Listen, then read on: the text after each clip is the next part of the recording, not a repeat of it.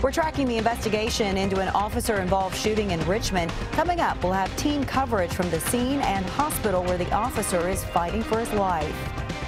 We're tracking the investigation into a fatal shooting in Rowan County. We'll bring you the latest coming up.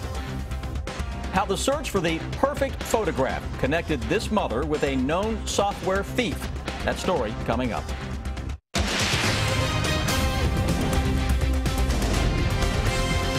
This is WKYT News at 5:30.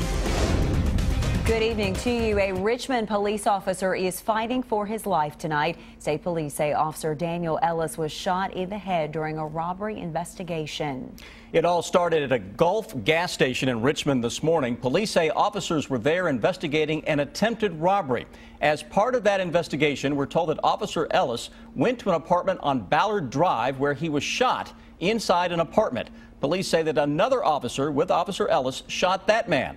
Both Officer Ellis and the suspect were rushed to UK Hospital tonight. We have team coverage from the scene in Richmond and UK Hospital. We begin with WKYT's Victor Puente. He's live on Ballard Drive where the shooting happened this morning. Victor? That's right. State police have taken over this investigation. So far, 2 people have been charged, but a third person is expected to be charged soon. The state police say it was a description of a vehicle involved in an attempted armed robbery that led these 2 Richmond police officers to this apartment on Ballard Drive. According to the arrest citation of Gregory Ratliff, he was in the apartment with 2 other people, Rita Creech and Raleigh Sizemore. The citation says Ratliff led Officer Daniel Ellis into a back bedroom, knowing Sizemore was waiting with a gun, and says as soon as Ellis crossed into that room, Sizemore shot him. Police say that other officer then shot Sizemore. A witness told us she heard 5 separate shots and saw Ellis as he was on the ground being tended to.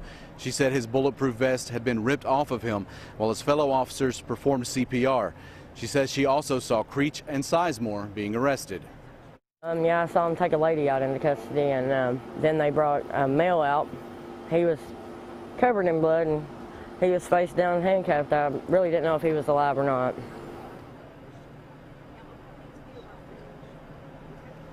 Both Ellis and Sizemore were taken to UK Hospital. Sizemore has since been released. Police say they expect to charge him soon.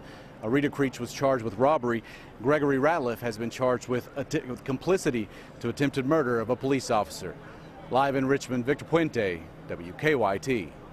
And as Victor mentioned there, Officer Ellis and Raleigh Sizemore were rushed to UK Hospital. Within the last couple of hours, we've learned that Raleigh Sizemore has been released from the hospital. WKYT Sean Moody is live for us outside UK Hospital. He is tracking the latest developments there. Sean?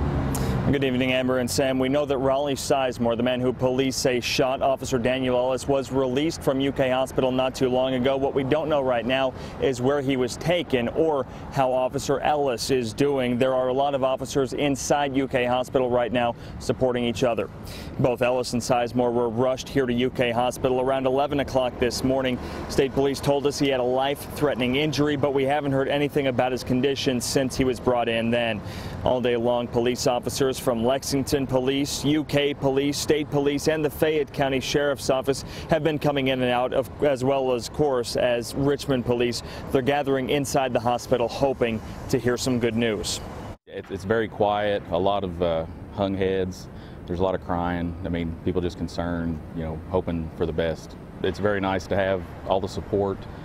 I know that Richmond PD is very thankful and humbled by the support of all the surrounding agencies. Now, as you look across South Limestone there, you'll see all these police vehicles and unmarked vehicles that are here. These are people who have been gathering all day long. A lot of those officers are inside UK Hospital right now, supporting each other and, as I said, waiting for some kind of good news. Live in Lexington, Sean Moody, WKYT. Sean, thank you. And tonight, people in Richmond will come together to support Officer Ellis and pray for his recovery. We're taking a live look now, a live picture at the Richmond Police Department there, where a prayer vigil for Officer Ellis will begin in about 30 minutes. We'll continue to follow this story, bring you the very latest updates coming up on WKYT News at 6. And for more information, you can also go to WKYT.com. It started as an argument but led to a man's death. Tonight, police are investigating a deadly shooting in Rowan County. The sheriff says it happened at a home on Cold Springs Hollow just before 6 last night. Investigators say Robert Gent shot his brother Philip Gent during an argument. WKYT Sam Smith has the latest on the investigation. Investigators were back out to the scene of the shooting today.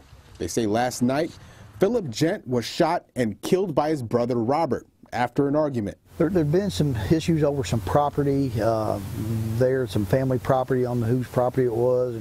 Robert told the sheriff's office that he acted in self-defense, and about 5 weeks ago, he had open heart surgery. He shot him. He actually was aiming for his arms. He felt that his brother Philip was going to harm him or kill him. Court records show that family members felt they were in danger before. In February of last year, Philip was accused of threatening to kill Robert and everyone in the Hollow and threatened to burn it all down. That case was never resolved. As for the shooting last night, Sheriff Matt Sparks says no charges have been filed. Yes, without eyewitnesses, we're just trying to piece it together and determine whether or not it was a justifiable shooting. At this time, we don't know. The matter will be presented to a grand jury to determine if this was a case of self-defense. In Rowan County, Sam Smith, WKYT. Northcutt and Son Funeral Home will handle Philip Gent's funeral arrangements in Moorhead. His visitation is Friday. His funeral will be Saturday. A mother and son charged in a man's death faced a judge today. Our county-by-county coverage at 5:30 begins in Madison County, where police say Adrian Collins shot and killed 37-year-old Ronnie Kelly last weekend. Police charged Collins with murder. They charged him and his mother, Melissa Collins, with tampering with physical evidence.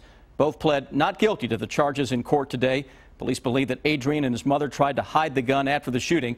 A preliminary hearing is scheduled for November 18th.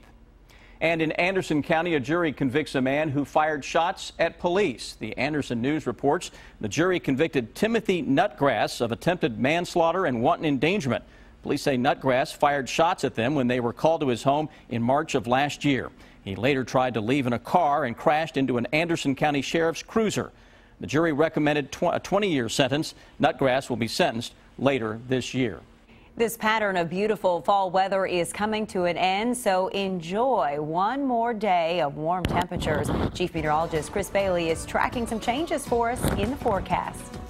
And if you're one of the ones just now getting off work and you're home, get outside, take full advantage of the next few minutes. It's all you get to enjoy before the sun goes down. That time change on Sunday, not our friend this week with all the beautiful weather. Temperatures still into the 70s across the entire region. Those clouds rather stubborn today. We've seen a little bit of sun fighting it out with the clouds. That's a trend that'll likely carry us into the day tomorrow as well. Hour by hour forecast. Look at the numbers as we go through the evening across most of central Kentucky. Notice how the numbers really don't budge very much at all tonight with some clouds around. Upper 50s to low 60s, as good as it gets as we go into tomorrow morning. That's actually close to where we should be for a normal high this time of year into the first week of November. Mild air across not only Kentucky, from the Plain States all the way to the eastern seaboard. Then you look out across parts of the Rocky Mountains. It's cold, it's snowing, it is the Rockies after all, but that's a storm system that will take aim at the Bluegrass State as we make our way into Friday. That's when a cold front arrives that ushers in some showers, some thunderstorms, and a chill down for the weekend. But just how chilly will the thermometers get, guys? We'll take a look at an hour-by-hour forecast when I come back in under 10 minutes. Thank you, Chris. Are you looking for a good price on some computer software? One place many consumers turn to is online ads, but some software being sold online is not what it claims to be and could, in the end, destroy your computer. I wanted to erase the peanut butter from their face, and I just wanted nicer looking pictures. So this mother of two who loves to take pictures decided to look online for the software program Photoshop. She found an ad on Craigslist offering the photo enhancing software for 50% less than the retail price. He had purchased a business pack and he had an extra license. She received 6 discs in the mail and quickly installed them on her computer. The end result was that I could edit pictures, but it took a very long time and it slowed my computer down. Eventually the computer became so slow she had to buy a new one. In this case, what he was doing is he was just copying the software. which is illegal to do. He did not have the licenses he told the consumers that he had. He is Alan Racinos, and postal inspectors say he is well known by authorities. Mr. Racinos had a pretty lengthy criminal history, which included charges for software piracy in the past. So he was pretty familiar with the fraud, and he found he could make a lot of quick money. These are evidence photos taken after an undercover investigator set up a purchase with Racino and received pirated software. I think I probably had like a little nagging feeling in my stomach, but I didn't listen to it. Sometimes you have to go with your gut on these things. Racinos was sentenced to more than 3 years in prison, ordered to pay $275,000 in restitution to software companies. Still to come on WKYT, the holiday season is right around the corner. Coming up in about 4 minutes, we'll show you how one organization is helping families in need. I'm Bill Bryant. Kentucky's new governor-elect Matt Bevin was not in public today, but he did make some decisions behind the scenes. The bottom line is ahead.